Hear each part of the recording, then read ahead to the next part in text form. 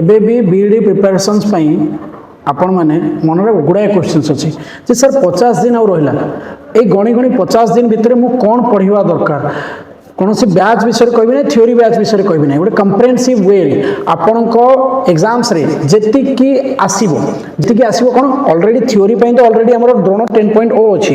And second thing हमर गोटे crash course start होछि क्रैश कोर्स रे होबो कौन कंप्रेहेंसिव वे रे आपण क्लासेस जहाँ भी रहिबो आपण फॉर्मुलेटेड हे गला सिलेक्टेड एमसीक्यू आपण प्रैक्टिस करा जिवो जोटा आपण 11 तारिख रो स्टार्ट होछि आ जदी बैच रे एनरोल करिया पई चाहूतबे आपण आडा स्टोर जाय परिबे एंड जदी मैक्सिमम डिस्काउंट पाउथबे ना YT64 कूपन कोड यूज करियो मैक्सिमम डिस्काउंट पाइ जिवे फिर भी जदी बैचेस रे एनरोल करिवारे किछि भी असुविधा रहउछि ना आपण माने तळे दिया आइथवा नंबर रे कनेक्ट करि परिबे एंड एई 50 दिन निजको गोटे संकल्प करंतु आ बैच रे एनरोल होंतु आ मेक श्योर करंतु एई वर्ष ओडिसा बीड रे आपणकर गोटे सीट पक्का।